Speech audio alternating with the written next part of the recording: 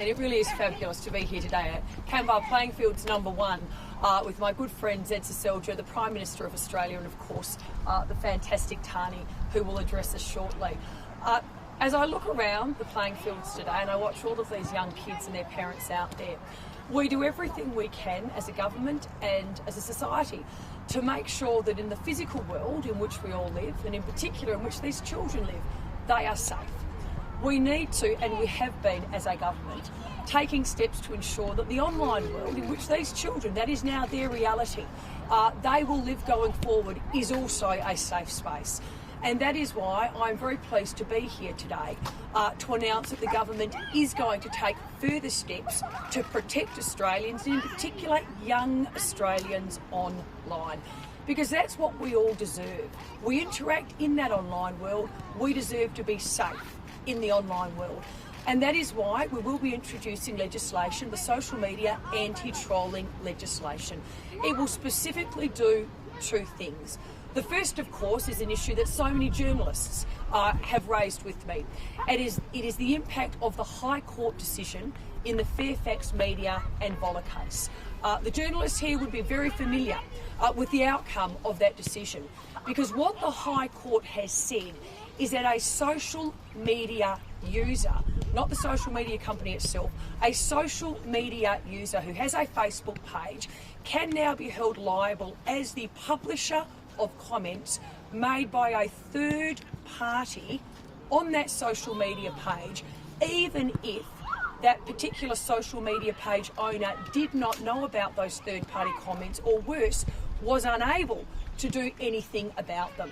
That has actually thrown a lot of confusion in relation to who actually is a publisher of online third-party comments, and in particular defamatory comments that cause so much harm. This has also caused a lot of concern, in particular, say, for small business people out there, and mum and dads out there, small business people. The local plumber here in Canberra, who utilises a social media service such as Facebook, has a Facebook page to advertise what they're doing for you. They can now potentially be held liable as the publisher for derogatory, defamatory comments made by a third party on their Facebook page. So what the Morrison government is going to do is we are going to bring clarity to the law. We will therefore introduce the legislation to deem the social media service will be the publisher for the purposes of this. We will also in the legislation deem that the social media page user, in other words, the small business in Canberra, the journalists represented here today, mum and dads around Australia, you will be deemed not to be the publisher. We need to ensure that Australians have certainty in relation to who is the publisher for these third-party comments. Social media services, they need to step up and they need to understand that they have a responsibility in this regard. And that is why this important step providing clarity to all Australians, but in particular to social media companies, you will be deemed the publisher.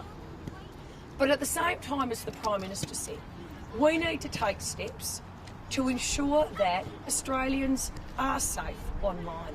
People have just had enough of third-party online trolls putting potentially defamatory comments online that then cause harm to people. So this legislation is going to empower Australians to unmask these trolls. You should not be able to use the cloak of online anonymity to spread your vile defamatory comments.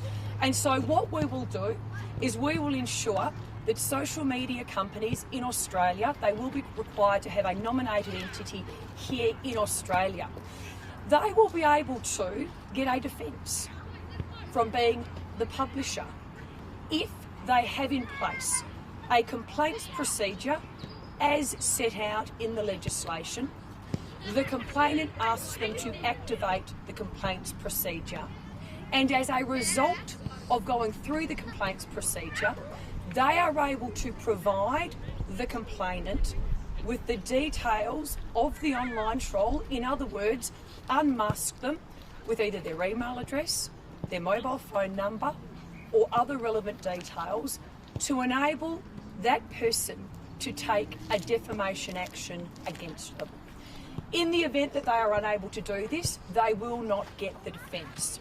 We will also, however, put in place another mechanism for people who are subject to defamatory comments to be able to utilise. They will be able to apply to the Federal Court of Australia for an end user disclosure order. In other words, they'll be able to go to the Federal Court and say, I believe I have been defamed and I am unable to take this action any further because this person is at this point in time anonymous. The court will therefore be able to issue to the social media service an order that they provide the complainant with the details to unmask the troll so that the complainant is able to take action against them. At the same time, the social media company, they will need to notify the online troll that there has been a complaint against them. They will need to ask the online troll to take down the material. In many cases, this will actually be the end of the matter. The online troll will take down the material and the complainant will be satisfied. In the event that the complainant is not satisfied, they can say to the social media company, I now need the details of this person so I can commence an action against them. The social media company therefore needs to go to this person and with their consent provide their details to the complainant. In the event that they are unable to do this, they will be unable to access the defence. And that is why we are also putting in place the court process, the end user identification order. As the Prime Minister said though, when it comes to defamation law in the online world, this is just an unsettled area of law. So in the first instance, the Morrison government will provide clarity in relation to who is the publisher following the Vola decision, and that will be deemed to be the social media company. But at the same time, we're going to ensure that in cases that raise areas of law that do need to be settled, the Attorney General of Australia will be given the ability to intervene in the proceedings to ensure that the views of the average Australian are actually represented in the court when they're taking on a social media company. This is just all about ensuring that what happens in the physical world, where we know what the consequences for actions are also now ensuring that they happen in the online world. Everybody deserves to be safe online, and today the Morrison government is making this incredibly important announcement that just builds on all of the work that we have already done in the cyberspace to ensure that all Australians now look around today, and in particular these young children, if you are online, you're in a safe environment.